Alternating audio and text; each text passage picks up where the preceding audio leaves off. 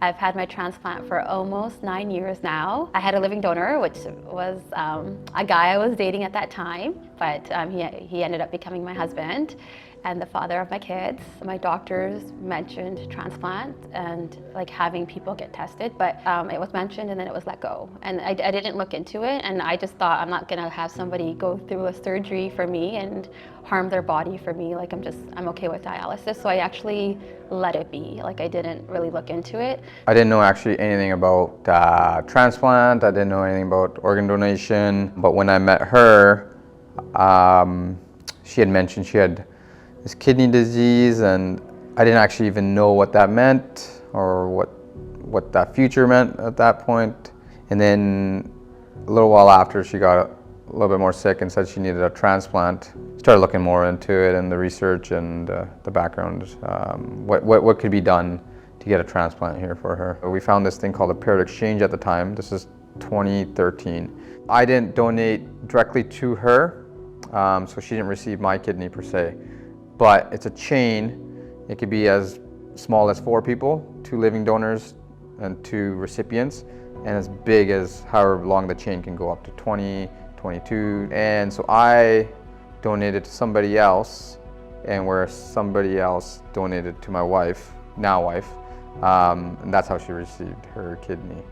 When you're on dialysis, it's almost like, you're so restrained and you can't breathe like freely. You're just worried, and you're connected to this machine all the time. But if you are thinking about giving the gift of life, like you will literally be giving somebody a new life. I got to be a mom. Like, I'm not saying it wouldn't have been possible, but I got to be a mom. I got to be a mom, and I get to do things with my kids. Like, I can't tell you how magical it is like not being connected to a machine and just being free with them. So many people around me are able to breathe again and live their life freely because they see me healthy.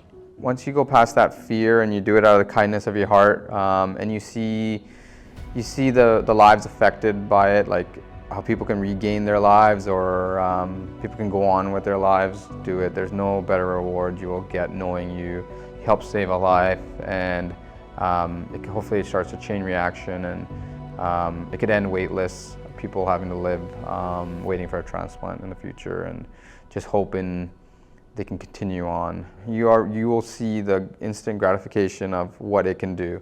Just know the recovery isn't too bad. You're up in your feet pretty quick here, and you can go on living a normal life. Go on with a full heart, and you'll see some amazing things occur from it.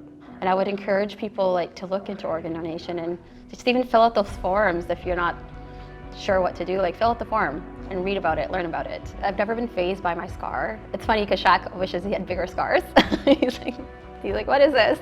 It's never bothered me. It reminds me of my journey, and I feel like a warrior sometimes, right? And it represents that I've made it this far. I wouldn't ask for a smaller scar, or I wouldn't try to cover it up.